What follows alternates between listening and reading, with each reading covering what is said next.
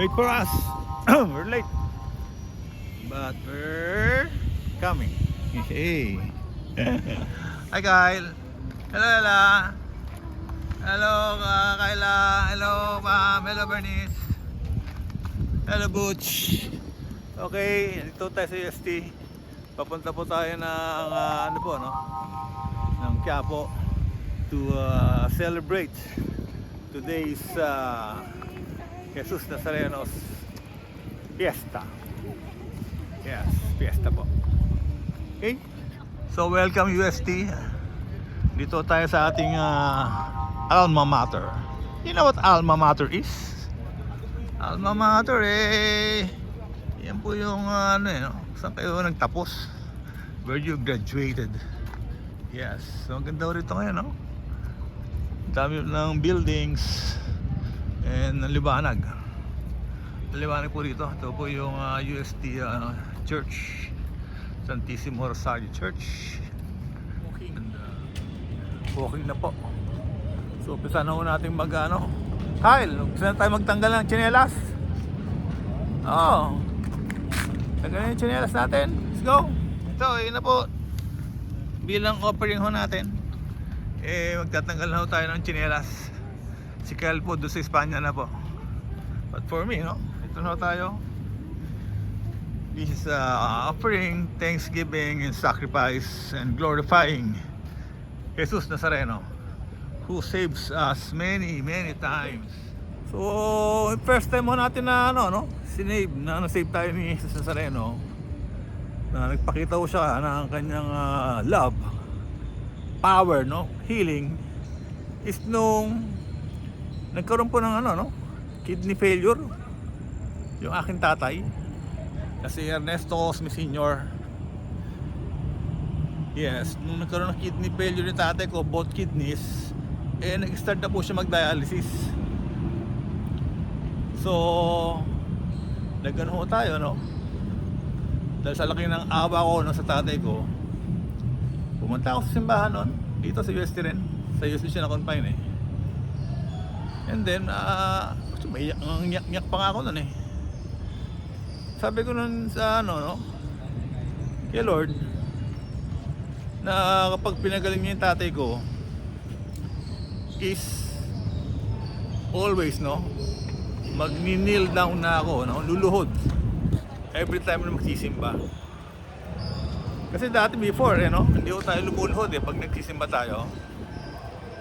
But nung time na nagkaroon po ng kidney failure ng tatay ko, nakita ko sa'yo dati nung one time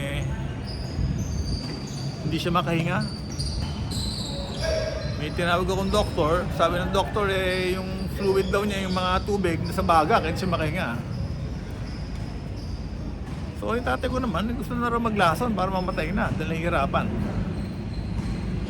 So sa awa ko, pumunta ako sa simbahan at nag-promise ako. And that's the first miracle, gumaling yung tatay ko from kidney failure, nag-start na mag-dialysis fully. Gumaling po. Okay, meron tayong konting check-up, checkpoint po dahil sa pound. But that time nung pinagaling ni Lord yung tatay ko, basta nagdasal ako kay Lord. Hindi naman si Jesus Nazareno sakli na tinawag ko. So sabi ko, Lord, kasi alam ko may Diyos na lumikha sa atin. Okay, nandito tayo parating sa Espanya. Medyo masakit po yung ay nako, grabe. Kyle, yun na, start walking with your slippers off. Bagay nyo po pala maglakad. Matulis yung yung asfalto. Okay, panahon na kami nakayapak ngayon. Aking pong so nandito tayo ngayon sa may Moraita. Bawal na magpasok sa sakyan dito. And yes, papunta na tayo ng Quiapo. So lahat po sila magle-left doon sa Moraita, papuntang FPU. So na po papuntang underpass. It's all clear. So tuloy natin yung kwento of faith, no? Ng miracle kung bakit ito tayo natutong so ito ko din ngayon. Say hi! Say hi! Hello! Okay, so dito na tayo sa may ano na ba ito? May Canore Street po ito, no? And we're about half kilometer away sa Quiapo. So I'm very thankful, no? Meron tayong wife, no? Na sumusuporta at naniniwala sa atin na para samahan tayo rito. Kasama po yung ating anak, no? Lalo si Kyle. Sacrifice, no? Tanggal na kayong tsinelas. Walking from UST to Quiapo. Barefooted. So, ang dami pong tao yata dito. Let's check. So, makita ko natin, no? Ang dami yung talagang devotees, no? Na nagpupunta ko ng Quiapo to celebrate and honor Jesus Christ. So, magle-left turn na po tayo, no? Papunta na tayo ng Quiapo. Pababaho tayo ng underpass. And kita ko natin dito, no? Parang langgam, ang daming tao. Marami rin vendors. And yeah, peaceful naman. Kahit na ganito kagulo ang ayos ng mga vendors dito. Ganda-kanya pwesto.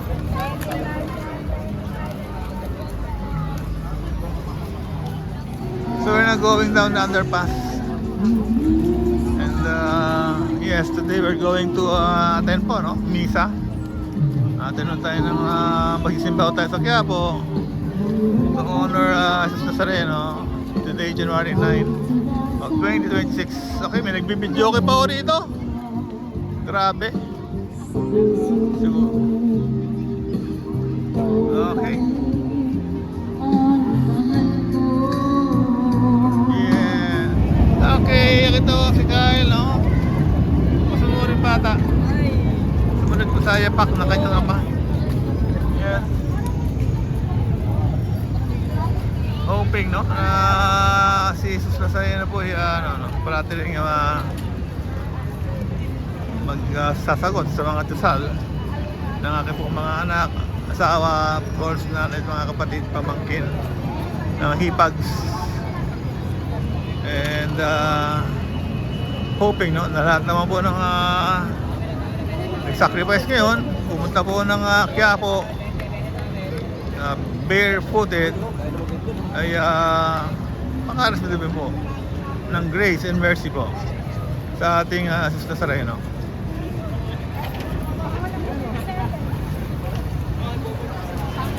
So complete yung sa underpass na po tayo. Nakita ating isita, no? And siguro we're about ano lang, no? About 300 to 400 meters, no? Sa Quiapo Church.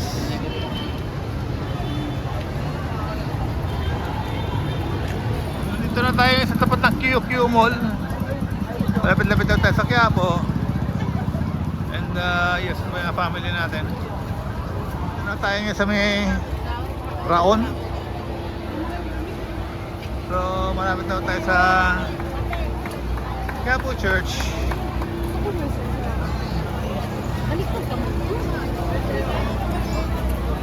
Okay, dami ng tao dito, masigit na. Masigit na po dito. May ano po.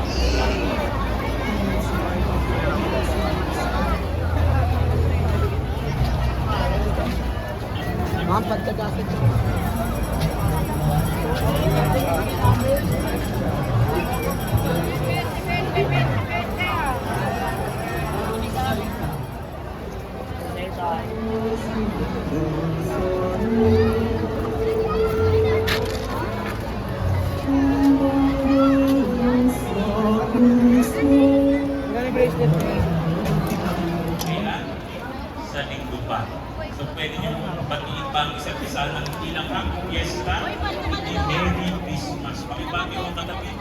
Merry Christmas. Para kanina. Di nawalin. Kunti pa lang. Piling ka po ang tao sa iyong bahay sa dalawan. Tulungan kami kailan ang ngalan at dalawan ng iyong anak sa aming kapwa upang magkaroon ang paglalang. At aming ang pinagmamagalayan. Kami ang pinagbilang. Bakit panahon ng mga isang sa ulan ng Diyos ang Ang pag-ibig ng Diyos sa katauhan. Pakinggan mo ang kaibigan, lalo na para sa mga nangangailangan ng iyong tulong at awa. Makamtan nawa namin ang iyong kasabutan na may utang na loob na tinatanaw. Basbasan din po ninyo itong mga imahen at dasalan upang lalo kami manalangin at magtiwala sa pamamagitan ng bendisyon na ito. Naway lalo kami maging mapaglingkod, magsunurin at tapat sa iyo na aming maluwalhating Panginoon magpas sa walang hanggan. Amen. At Espiritu Santo, Amen. humayo kayo taglay ang kapayapaan ng Pong Jesus Nazareno. Salamat sa iyo. Viva Pong Jesus Nazareno! Pong Jesus Nazareno!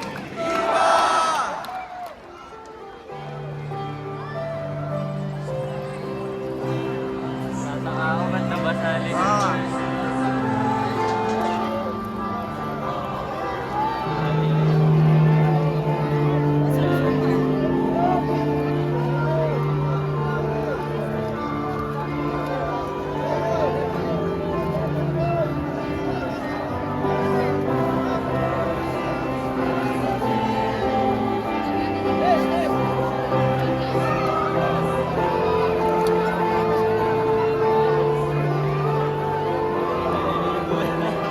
Ligo ka?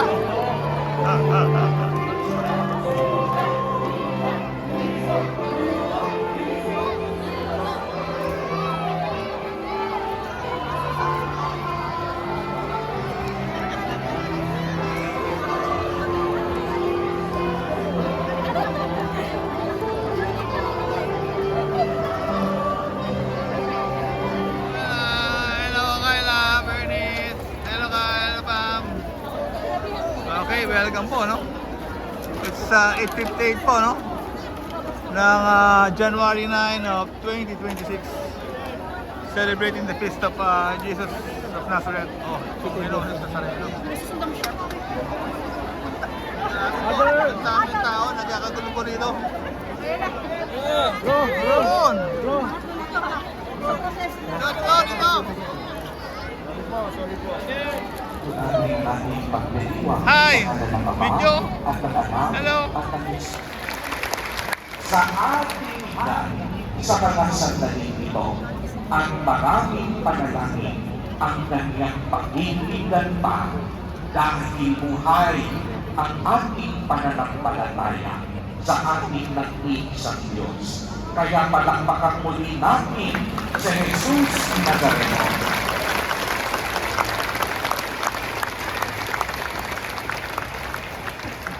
Dahan ng ating mga puso. Opo, mga kapatid, tanging puso lamang ang nakakaalam. Tanging puso lamang ang nakadarama. Ito ang ating tagpuan. Ang puso ay ang sanktuaryo ng ating pakikipag-ugnayan sa Diyos.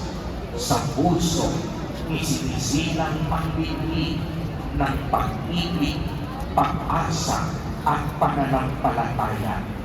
Dahil si Jesus Nazareno ay hindi Diyos na maasa. Siya ang Diyos ng pag-asa. Hindi lang lang ang kanyang kayang ibigay, kung hindi ibigay niya paulit-ulit ang kanyang sarili para sa bawat isa sa atin na kanyang minamahal. Kaya nga, tayong lahat na narito ngayon, hindi natin alimpana ang matitinding gutom. Marami sa atin nakapaapa, bilang tanda ng ating pagtapang sa lupa, tanda ng ating pagpapakababa, dahil itinaas tayo ng Diyos. Sinabi natin at patuloy natin ipinapanalangin sa pagtaas namin sa iyo, Panginoon. Hayaan mo ang kalooban mo ang siyang masunod at hindi ang aming kagustuhan. Kaya nga tayo ay paulit-ulit na pumupunta sa Quiapo dahil ang tahanan ito ni Jesus Nazareno, tahanan ng bawat Pilipino, tahanan ng bawat isa sa atin, maging sino ka man, banal, profesional, mahirap, mayaman, lahat tayo pantay-pantay sa kanyang labanan.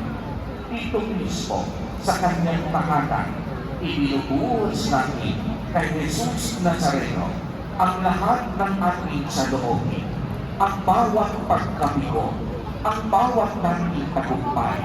Ibinukwento natin kay Jesus Nazareno. Sinasabi natin sa Kanya ang bawat nating piliin at pangarap sa buhay. Ibinukwento natin sa Kanya ang mga kwento natin hindi na mag-aayaw pakinggan ng mundo. Isinusuko natin sa Kanya ang ating mga nasirang relasyon. Sinasabi natin sa Kanya ang lahat ng ating pagod at kung ayaw ay hinahamak ng tao. Kaya nga sa mga sandaling ito, sa Kanyang dakilang kapistahan, ibinadadamang muli ni Jesus Nazareno na mahal na mahal niya tayong lahat. Nais niyang sabihin sa bawat isa sa atin na hindi tayo nag-iisa sa tunay na translasyon ng ating buhay. Sinasabi niya sa bawat isa sa atin, ramdam niya ang bawat pagbatak natin sa lubid ng pagsusumika. Nauunawaan ng Diyos ang bawat pagsadya natin upang matawid natin ang ating pagkagutom at pagkabuhaw sa ating buhay. At nais niyang sabihin sa araw na ito, nag-iwan man tayo ng mundo, sa Jesus Nazareno, hindi tayo iiwan sa laban ng buhay na ito. Dahil sa Jesus Nazareno lamang ang ating tunay na kakampi at kaibigan. Siya lamang ang ating nag-iisang pag-asa.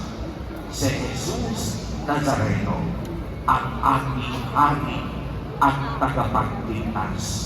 Kaya sa mga sandaling ito, sama-sama tayong magpakababa at itaas natin at itampok ang nag-iisang pangalan ng ating kaligtasan, ang ating Nuestro Padre, Jesus Nazareno.